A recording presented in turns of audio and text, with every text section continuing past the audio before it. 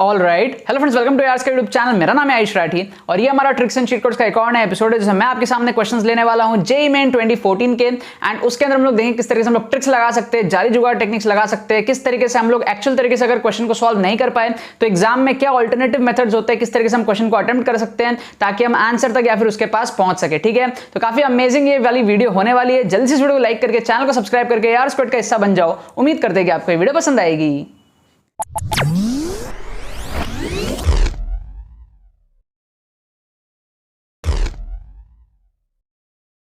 Students, क्या आपका JEE main में स्कोर 50, 60, 70, 80, 90, 100 इस रेंज में अटकता है? क्या आप चाहते हो अपने स्कोर को इंप्रूव करके 180, 200 इस रेंज में लेकर के जा पाओ ताकि आपका 98 परसेंटाइल, 99 परसेंटाइल जो आप ला पाओ और अपने जो है टॉप एनआईटीज को सिक्योर कर पाओ? अगर आपकी ऐसी सिचुएशन है जो आपके कम मार्क्स आ रहे हैं, है ना, अगर आप मॉक टेस्ट वगैरह लेकर के देख रहे हो, आपको समझ में आ रहा है कि आपको एक इंप्रूवमेंट की जरूरत है, आप सेटिस्फाइड नहीं अपने करंट सिचुएशन से और कम टाइम में किस तरीके से करना है आपको समझ में नहीं आ रहा है, तो अब आपको टेंशन लेने की कोई जरूरत नहीं है। हमारा जो एक्सक्लूसिव मेंटरशिप कोर्स है ना, ऑलरेडी 800 प्लस स्टूडेंट्स को फायदा दे चुका है। 2022 के वाले बच्चों की मैं बात कर रहा हूं, यहां पर 800 प्लस रजिस्ट्रेशंस ऑलरेडी हो चुके हैं एज ऑफ नाउ जब मैं वीडियो को शूट कर रहा हूं। एंड बहुत सारे स्टूडेंट्स अपना स्कोर को इस कोर्स के थ्रू इंप्रूव किए हैं। अगर आप भी चाहते हो कम टाइम में अपना स्कोर को इंप्रूव करना तो आप इस कोर्स में एनरोल कर सकते हो। बहुत ही सिंपल प्रोसेस है एनरोल करना और बहुत ही कम प्राइस है इस कोर्स की। सिर्फ 499 में जो कोर्स है आपके लिए अवेलेबल है। आपको डिस्क्रिप्शन में पेमेंट पेज का लिंक मिल जाएगा, उस पर क्लिक करोगे, पेमेंट प्रोसेस को कंप्लीट करोगे, अपना ईमेल आईडी, फोन नंबर सब प्रॉपर तरीके से डालोगे, आपको with in 6 hours AR squad की तरफ से एडमिशन ईमेल आएगा। एंड कोर्स के वीडियोस भी आपको जो है 6 घंटे के अंदर अंदर जो है डिजिटली सेंड होने स्टार्ट हो जाएंगे। शेड्यूल वगैरह सब कुछ आपको जो है मेल पे मिल जाएगा। ठीक है, कोर्स के अंदर में है क्या, प्री रिकॉर्डेड फॉर्म में कोर्स है। 5 घंटे का लगभग कोर्स है, 4 से 5 घंटे का कोर्स है जिसमें आपको प्री रिकॉर्डेड वीडियोस के फॉर्म में समझाया जाएगा किस तरीके से आपको ट्रिक्स लगाना रहता है, लेटेस्ट पेपर के अंदर में क्या क्या ट्रिक्स है, सारे डायनेमिक्स आप लोग ट्रिक्स के समझोगे, ट्रिक्स की थ्योरी, ट्रिक्स की एप्लीकेशन, सारी चीजें समझोगे। एंड बहुत सारे सीक्रेट स्ट्रेटेजीज है, साइंटिफिक स्टडी टेक्निक्स है जो आपको कोर्स के अंदर में दिए हुए हैं जिससे आप कम टाइम में जो है जेईई मेन को टैकल कर सकते हो। ठीक है, मेरे पूरे एक्सपीरियंसेस उसके अंदर में किस तरीके से मैंने किया था। मैं जो है अपने टाइम पे अच्छी खासी रैंक लेकर के आया था। 15,000 मेरी रैंक थी जेईई मेन के अंदर में, which is close to 98, 99 percentile. कम टाइम में किस तरीके से मैंने किया था और आप लोग किस तरीके से कर सकते हो, सारे एक्सपीरियंसेस कोर्स के अंदर में है। तो अगर आप सीरियस एस्पिरेंट हो जेईई मेन 2022 के, जरूर से आप लोग इस कोर्स का फायदा उठा लेना। तो देखो यहाँ पर मैंने आपके सामने क्वेश्चंस लिया है जेईई मेन 2014 का। पिछला एपिसोड में आप लोगों ने देखा कितने मजे से हमने 4 में से 3 क्वेश्चन तो वहाँ पर इजीली सही कर लिए थे।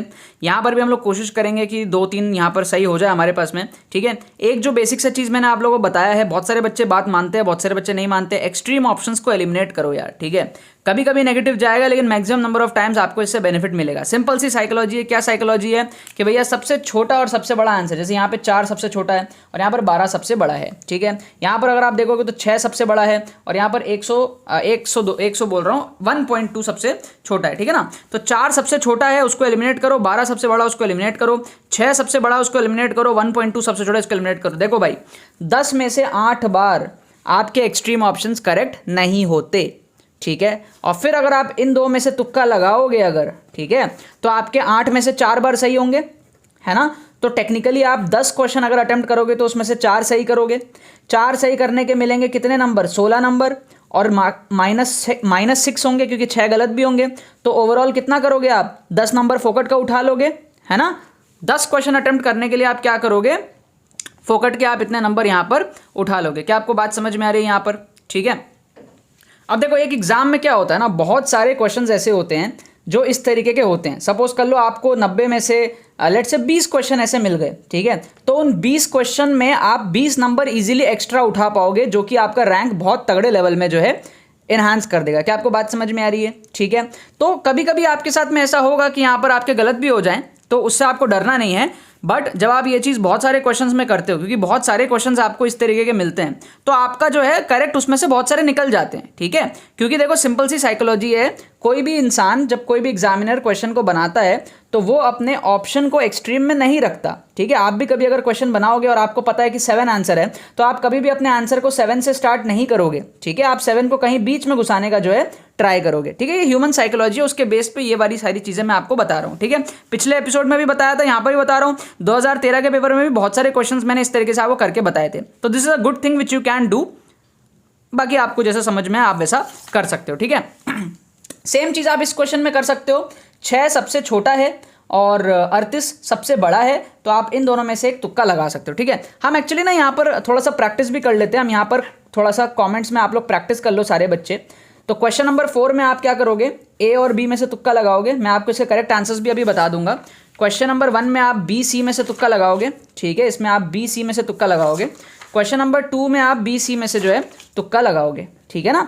और क्वेश्चन नंबर 3 देखो, आपको मजा आ जाएगा। अभी आपको फील कराता हूँ मैं, देखो फील करके कैसे आप तुक्का लगाया जाता है वो आपको मैं इस क्वेश्चन में सिखाता हूँ। देखो हमको बोल रहा है कि एसएचएम चल रहा है, पहले टाउ सेकंड में रेस्ट से स्टार्ट करके ए डिस्टेंस जाता है, दूसरे टाउ सेकंड में 2a डिस्टेंस जाता है, सेम डायरेक्शन में। तो इसका सिंपल सा मतलब है ना कि मान लो ये एक एसएचएम है इस तरीके का, पहले यहां से यहां गया a डिस्टेंस गया और फिर यहां से यहां गया 2a डिस्टेंस गया। क्योंकि आप सबको पता है बीच में जो स्पीड है वो बहुत हाई रहती है ना। एसएचएम इस तरीके से होता है ना, तो जो बीच में स्पीड होती है, बीच के रीजन में जो स्पीड होती है वो बहुत हाई होती है। तो सेम टाइम में ज्यादा डिस्टेंस कवर करना कहां पॉसिबल है, बीच के डिस्टेंस में पॉसिबल है। क्या आपको बात समझ में आई? तो अब देखो सिंपल सा चीज है, अगर आप इस डायग्राम को फील करो तो आपको समझ में आएगा कैसा आपका एसएचएम होगा शायद, ठीक है। ये इस तरीके से आपका है, मान लो यहां से स्टार्ट किया, पहले ए डिस्टेंस आया कितने टाइम में, टाउ टाइम में, ठीक है। फिर 2a डिस्टेंस, 2a का मतलब क्या है, ए इधर और ए इधर सिमेट्रिकली, कितने टाइम में, वापस से टाउ टाइम में। समझ गए आप बात? तो और टाउ आगे जाएगा, ठीक है, और आगे जाएगा ए डिस्टेंस, तो ये अपना एक डायरेक्शन कंप्लीट होगा, फिर घूम के वापस आएगा और ये इस तरीके से ये चलता जाएगा, ठीक है। This is a possible SHM. आप कॉन्ट्राडिक्ट कर सकते हो कि सर यही वाला एसएचएम कैसे होगा, कर सकते हो, but there is a chance कि ऐसा एसएचएम हो, ठीक है। तो इससे वेरी क्लियरली आपको एक चीज समझ में आएगा कि जो आपका एम्पलीट्यूड है ना वो 3a और 4a नहीं हो सकता। ये आपको समझ में आएगा। देखो कैसे, क्योंकि देखो इतना तो क्लियर है ना कि जो 2a डिस्टेंस कवर होगा वो कहीं बीच में होगा, इतना तो क्लियर है ना, क्योंकि सेम टाइम है, सेम टाइम में ज्यादा डिस्टेंस कवर करना बीच में ही पॉसिबल है, इतना तो आप कंफर्म हो। तो अगर ये चीज पॉसिबल है तो आपका एम्पलीट्यूड जो है वो 3 तो हो ही नहीं सकता ना यार। 3 इतना बड़ा एम्पलीट्यूड कैसे हो? इतना बड़ा एम्पलीट्यूड का मतलब पता है क्या होता है, ये पूरा का पूरा, अगर 3a है तो ये पूरा 6a है, अगर एम्पलीट्यूड 4a है तो ये पूरा डिस्टेंस 8a है। इतना बड़ा कहां से होगा? इतना बड़ा होगा तो फिर 4a इधर रहेगा, 4a इधर रहेगा, तो जरूरी नहीं है ना कि यार ये बीच में पहुंचे। थोड़ा आपको फील आ रहा होगा, क्या आपको यहां पर फील आ रहा है? ठीक है, देखो हम यहां पे गलती जरूर कर सकते हैं इस क्वेश्चन में, लेकिन हम जो सोच रहे हैं ना, हम एक स्पेशल केस सोचने का ट्राई कर रहे हैं जिस केस के ऊपर में क्वेश्चन बना हुआ है, तो उस लॉजिक के बेस पे हम यहां पर तुक्का लगाएंगे, ठीक है। तो हमारे कंडीशन के हिसाब से जो हमको एक फील आ रहा है कि ये कुछ ऐसा एसएचएम होगा जो पहले ए डिस्टेंस यहां जाएगा, कितने टाइम में, टाउ टाइम में, फिर बीच का पोर्शन आ जाएगा इसका, तो ये 2a डिस्टेंस, क्योंकि अब इसकी स्पीड बढ़ चुकी है, तो ये 2a डिस्टेंस जाएगा कितने टाइम में, टाउ टाइम में, और फिर ये यहां तक में हमारा क्वेश्चन खत्म हो गया है। बट टेक्निकली ये और a डिस्टेंस कवर करेगा टाउ टाइम में बिफोर चेंजिंग द डायरेक्शन, यहां आके ये अपना डायरेक्शन को चेंज करेगा। समझ गए? तो इस सिचुएशन के हिसाब से हमारा जो टाइम पीरियड है वो 6 होगा, 6 टाउ है ना। ये गलत है ना, 8, ये पाई नहीं है, ये क्वेश्चन गलत है, ये टाउ होगा यहाँ पे, ठीक है। This will be tau and tau, 6 tau and 8 tau, ठीक है। क्वेश्चन इज लिटिल रॉन्ग, पाई दिया हुआ है वो टाउ होगा, ठीक है। क्या आपको समझ में आ रहा है बात? तो मैं आपको थोड़ा सा और फील करा दूं, कहीं पे यहां पर फील करा दूं, चलेगा? देखो ये मान लो बीच का पॉइंट है, इक्विलिब्रियम पॉइंट, ये मान लो एक्सट्रीम पॉइंट्स है। पहले यहां से यहां आएगा ए डिस्टेंस कितने टाइम में, टाउ टाइम में, फिर यहां से ये डिस्टेंस कवर करेगा 2a टाइम में, टाउ टाइम में 2a डिस्टेंस।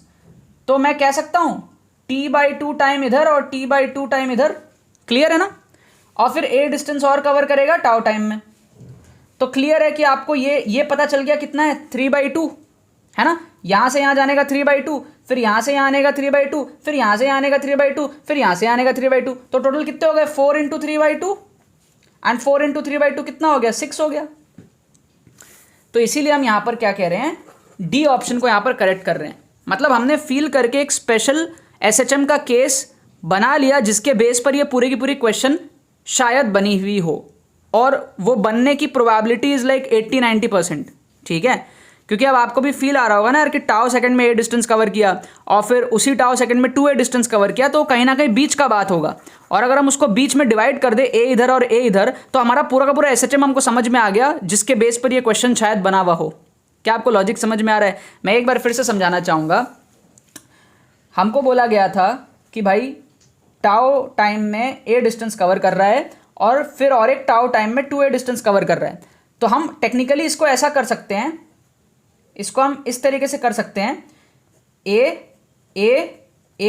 इस तरीके से कर सकते हैं। समझ गए आप बात को? ठीक है, तो इसका एम्पलीट्यूड जो होगा वो 2a हो जाएगा ना, रादर देन 3a। एंड ये जो बड़े बड़े एम्पलीट्यूड दिए हुए, ये इतना बड़ा एम्पलीट्यूड नहीं होगा। समझ गए?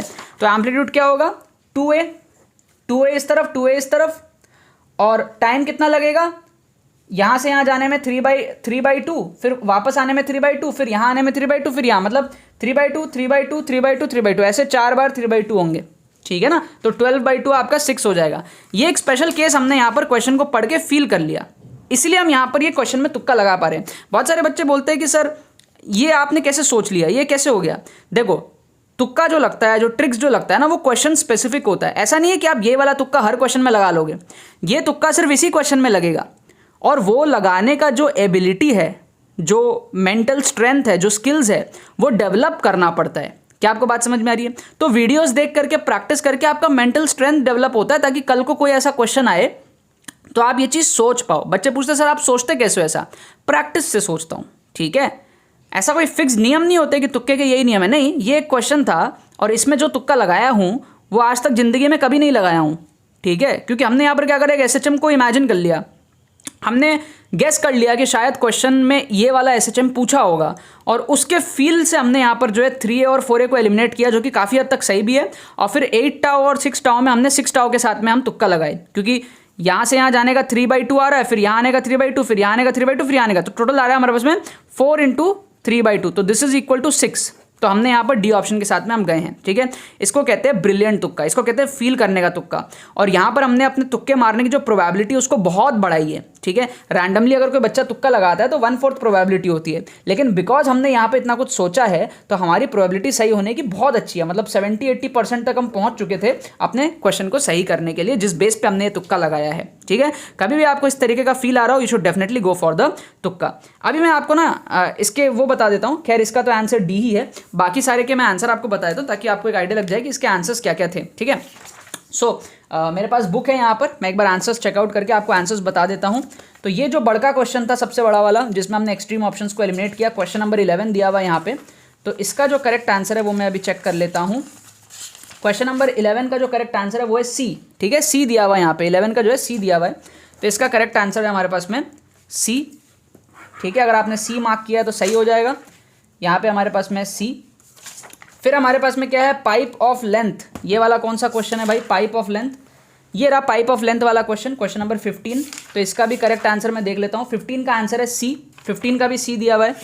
ठीक है, 15 का भी आंसर सी दिया हुआ है। बुक में ना कभी कभी करेक्ट आंसर गलत भी रहते हैं, तो वो आप लोग देख लेना है ना, सॉल्व करके। ये बुक वाले कभी कभी ज़्यादातर नहीं, 99% टाइम तो सही रहता है, कभी कभी 1-8% कभी कभी गलत हो जाता है आंसर इनका। तो इसीलिए मैं ना थोड़ा सा कम ही ट्रस्ट करता हूँ जब तक कि मैं पूरा सॉल्व ना कर लूँ। फिर ये जो क्वेश्चन है हमारा 14 नंबर क्वेश्चन, 14 का आंसर है हमारे पास में डी, जो हमने 6 टाउ सॉल्व किया ना, वही है हमारे पास में 14 का डी। ये हमारे पास में है 14 का डी, मतलब बुक में 14 है, यहाँ पे तीसरा है। ठीक है, और ये ओपन ग्लास वाला जो क्वेश्चन है, open glass tube 13 number question, इसका भी देख लेता हूँ। 13 का आंसर है ए। 13 का आंसर हमारे पास में दिया हुआ है क्या, ए दिया हुआ है 13 का आंसर। ठीक है ना, तो 13 का आंसर हमारे पास में ए। ठीक है, तो हम डेफिनेट मान सकते हैं कि हमने यहाँ पर मिनिमम 2 क्वेश्चन तो सही किया ही होगा सारे बच्चों ने। एक तो मैंने करके दिखाई दिया, बाकी 3 में से एक तो आपका सही हो ही गया होगा, क्योंकि हर क्वेश्चन में हमने 50% एलिमिनेट करके तुक्का मारा है। तो मैं कंसिडर कर रहा हूँ यहाँ पर 2 मिनिमम करेक्ट मान रहा हूँ। पिछले एपिसोड में हमने 3 आउट ऑफ 4 कर लिया था। After this episode of JEE main 2014 का क्वेश्चन हम यहाँ पर मान रहे हैं 5 आउट ऑफ 8, जो हम करेक्ट कर चुके हैं अभी तक जेईई मेन 2014 के पेपर में से। ठीक है, आगे और क्वेश्चन लेंगे, हर एपिसोड में मैं 4 क्वेश्चन ले रहा हूँ। ठीक है, तो उसमें हम लोग देखेंगे कितने क्वेश्चन हम लोग ट्रिक से अटेम्प्ट कर रहे हैं और उसमें हम कितने मिनिमम मार्क्स यहाँ पर ला सकते हैं। 2013 के पेपर में हमने देखा था, हमने 36 क्वेश्चन जो है ट्रिक से अटेम्प्ट करे थे, एंड उसमें मिनिमम सारे बच्चों का 20 क्वेश्चन सही हुआ था, एंड 64 मार्क्स जो है मिनिमम सारे बच्चों ने अचीव किया था, positive marks after the negative. जो ओवरऑल नेट पॉजिटिव था मैं उसकी बात कर रहा हूँ। एंड सिमिलर फैशन में हम लोग यहाँ पर भी ट्राई करेंगे कि हम 60-70 मार्क्स तक इजीली यहाँ पर रीच कर पाएँ। और देख पाएँ कि कितना ज़्यादा हम ये चीज़ में सक्सेसफुल होते हैं। फिर 2015 का पेपर देखेंगे, 16 का देखेंगे और इसी तरीके से जो हमारी जर्नी चलती जाएंगी, ठीक है ना। एक्सक्लूसिव कोर्स में अगर अभी तक आप लोग ज्वाइन नहीं किए हो ना, ठीक है, बहुत बड़ा कुछ मिस कर रहे हो आप लोग। मैं आपको बता देता हूँ, अगर आप सीरियस हो जेईई मेन 2022 के लिए और किसी भी कारण से सेटिस्फाइड नहीं हो अपने स्कोर से, करंट स्कोर से, शायद इसीलिए आप ये वीडियो भी देख रहे हो क्योंकि आप सेटिस्फाइड नहीं हो, इंप्रूव करना चाहते हो, आपके अंदर में एक भूख है इंप्रूव करने की, सो जरूर से रेकमेंड करूंगा आप एक्सक्लूसिव कोर्स ज्वाइन करो ताकि आप वो चीजें मिस ना करो जो बाकी बच्चे कोर्स के अंदर में है वो सीख रहे हैं, ठीक है। डिस्क्रिप्शन में आपको लिंक और सारी डिटेल्स दी हुई है, वीडियो के स्टार्टिंग में भी आपको सारी डिटेल्स शेयर करी थी मैंने, ठीक है ना। बाकी तो बस यही बात है। तो यार आई होप वीडियो पसंद है कि आपने इस वीडियो को कुछ सीखा होगा। अगर आपको ट्रिक्स एंड ट्रिक्स वीडियो पसंद है तो वीडियो को लाइक करना मत भूलना और शेयर करना मत भूलना बाकी सारे फ्रेंड्स के साथ में, ताकि वो भी इस प्लेटफॉर्म का मजा उठा सके। बाकी तो बस बहुत बहुत धन्यवाद मेरे साथ जुड़ने के लिए, बने रहिए यार।